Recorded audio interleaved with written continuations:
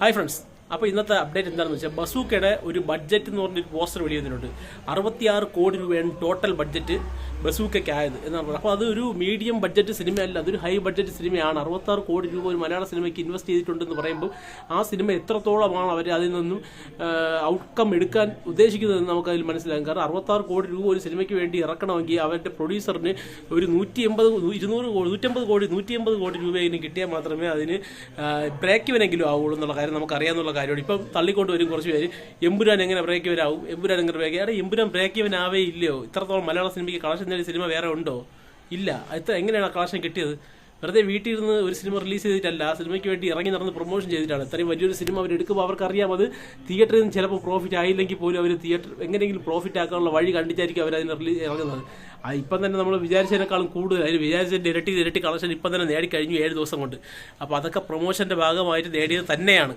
അത് മോഹൻലാൽ ഫാൻസ് പോലും സമ്മതിക്കും. കാരണം അതിൻ്റെ മേക്കിംഗ് ക്വാളിറ്റി എന്ന് പറയുന്നത് മോസ്റ്റ് മേക്കിംഗ് ക്വാളിറ്റി ആണെങ്കിൽ പോലും ഒരു പ്രൊമോഷൻ കൊടുത്തില്ലായിരുന്നെങ്കിൽ, ഇത്രയും പ്രൊമോഷൻ കൊടുത്തില്ലായിരുന്നെങ്കിൽ ചിലപ്പോൾ ഈ സിനിമ ഇത്രത്തോളം കയറി പോകില്ലായിരുന്നു.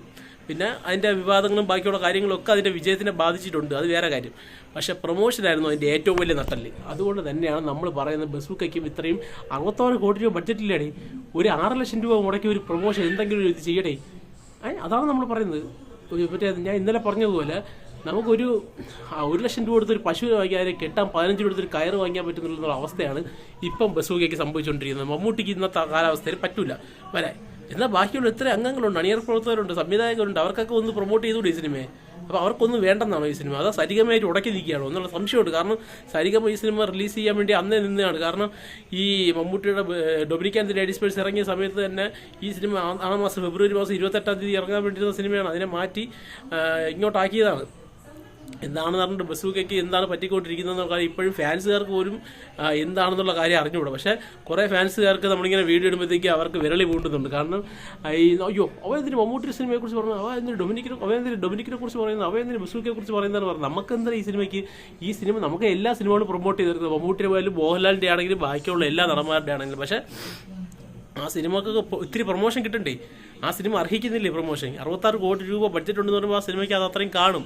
അപ്പോൾ ആ സിനിമ അത്രയും ഉണ്ട് എന്നുള്ള കാര്യം, ആ സിനിമയ്ക്കകത്ത് എന്താണ്, അതിൻ്റെ അതിസാരം എന്താണ്, അതിൻ്റെ അർത്ഥം എന്താണ്, ആ സിനിമയ്ക്ക് എന്താണ് കഥ, അല്ലെങ്കിൽ ആ സിനിമ എന്ത് ജേണറാണ്, അത് പറഞ്ഞിട്ടുണ്ട് ഗെയിം ത്രില്ലറാണെന്ന്. അതെന്താണ് അവർ ഉദ്ദേശിക്കുന്നത് എന്നുള്ള കാര്യമൊക്കെ കുറച്ച് വെളിവിടണ്ടേ? ഈ ഇത്രയും വലിയ രഹസ്യമുള്ള സിനിമ എമ്പുരാൻ ആണെങ്കിൽ പോലും അതിൻ്റെ 3.5-4 മിനിറ്റിനും അടുപ്പിച്ചുള്ള ഒരു വീഡിയോ ആണ് അവർ ട്രെയിലറായിട്ട് ഇറക്കിയത്. അപ്പോൾ അത്രത്തോളം അവർ അതിലെന്താണോ ആ സിനിമയിലൂടെ പറയാൻ ഉദ്ദേശിച്ചത് അവരത് വെളിയിൽ ആ ട്രെയിലറിൽ കൂടെ തന്നെ വെളിയിൽ വിട്ടിട്ടുണ്ട്. അപ്പോൾ ഇതിനകത്ത് വന്നത് ആകെപ്പാട് ഒരു 2 മിനിറ്റുള്ള ട്രെയിലറാണ്. ആ ട്രെയിലറിനകത്ത് നമുക്ക് ഒന്നും മനസ്സിലായില്ല. സിനിമയ്ക്കകത്തുള്ള 2-3 സീനുകൾ എടുത്ത് കാണിച്ചെന്നുള്ളതല്ല, കൂടുതലായിട്ട് കട്ട്സും ഇതൊന്നും കാണിച്ചിട്ടില്ല അതിനകത്ത്. അപ്പോൾ ഈ സിനിമയ്ക്ക് വിജയിക്കണമെങ്കിൽ ഇനി 5 ദിവസം 6 ദിവസം എന്തേ ഉള്ളൂ സിനിമ റിലീസാവാൻ. ഇത്തിരി പ്രൊമോഷനൊക്കെ കൊടുക്കണം. ഞാൻ എന്തായാലും ആദ്യത്തെ ഷോ തന്നെ സിനിമ പോയി കാണും, അതിൻ്റെ റിവ്യൂ ഇടും. അത് നല്ല രീതിയിലുള്ള ഒരു ബയസ്ഡ് ആയിട്ടുള്ള റിവ്യൂ ആയിരിക്കില്ല. ആ സിനിമ നല്ലതാണെങ്കിൽ നല്ലതെന്ന് പറയും, മോശമാണെങ്കിൽ മോശമെന്ന് തന്നെ പറയും. നമുക്ക് വാച്ചബിളാണ്, ഓൺ ടൈം വാച്ചബിൾ ആണെങ്കിൽ ഓൺ ടൈം വാച്ചബിൾ എന്ന് തന്നെ പറയും. അല്ലാതെ ആ ഒരു സിനിമയ്ക്ക് വേണ്ടിയും ഇനി ഒരു സിനിമയും നമ്മൾ റിവ്യൂ ചെയ്യും ബയസ്ഡ് ആയിട്ട് റിവ്യൂ ചെയ്യൂല. മമ്മൂട്ടി ഫാൻ ആയിരിക്കും ഞാൻ, മോഹൻലാൽ ഫാൻ ആയിരിക്കും ചിലപ്പോൾ ഞാൻ. പക്ഷേ ആ സിനിമ എങ്ങനെയാണ്, സിനിമയുടെ ക്വാളിറ്റി എന്താണ്, സിനിമ എന്നെ ഫാൻ ആക്കിയോ എന്നുള്ള കാര്യമായിരിക്കും ഞാൻ സിനിമയുടെ റിവ്യൂവിൽ പറയാൻ പോകുന്നത്. റിവ്യൂ വെച്ച് പറയാനൊന്നും ഞാൻ ആരുമല്ല. നിങ്ങൾ പറയുമ്പോൾ നീ ആരുടെ റിവ്യൂ ചെയ്യാനെന്ന് പറഞ്ഞു കഴിഞ്ഞാൽ എനിക്കൊന്നും പറയാനില്ല. നമുക്ക് റിവ്യൂ ഒന്നും ഇടാറുണ്ടോ? റിവ്യൂ എന്ന് വെച്ച് കഴിഞ്ഞാൽ എന്തെന്ന് പോലും നമുക്കറിയുണ്ടോ? നമുക്ക് ആ സിനിമയിൽ നിന്ന് എന്ത് കിട്ടി, അല്ലെങ്കിൽ ആ സിനിമ ആസ്വാദ്യകരമായിരുന്നോ, ആ സിനിമ നല്ലതായിരുന്നോ എന്നുള്ള കാര്യം മാത്രമേ എനിക്ക് പറയാൻ പറ്റുള്ളൂ. അതിനെ എല്ലാവരും ഇപ്പോൾ റിവ്യൂ എന്നാണല്ലോ പറയുന്നത്. കാരണം എത്രത്തോളം ക്വാളിറ്റി ഉള്ളവരാണ് ഓരോ സിനിമയിലും അതിൻ്റെ റിവ്യൂ എന്ന് പറഞ്ഞിട്ടിരിക്കുന്നതെന്ന് എനിക്ക് അറിഞ്ഞു. പക്ഷേ എനിക്ക് സിനിമയ്ക്ക് റിവ്യൂ പറയാനുള്ള ക്വാളിറ്റി ഉണ്ടെന്ന് ഞാൻ വിശ്വസിക്കുന്നില്ല. പക്ഷേ എനിക്ക് ഞാൻ കണ്ട സിനിമയെക്കുറിച്ചുള്ള അഭിപ്രായം പറയാനുള്ള സ്വാതന്ത്ര്യമുണ്ട്, അഭിപ്രായം പറയാനുള്ള അവകാശമുണ്ട്. അതുകൊണ്ട് ഞാനത് പറയും. അതിനെ എൻ്റെ പേരിൽ ഞാൻ വിളിക്കുന്നതാണ് എൻ്റെ റിവ്യൂ എന്നുള്ള കാര്യം. ഓക്കെ, നന്ദി, നമസ്കാരം.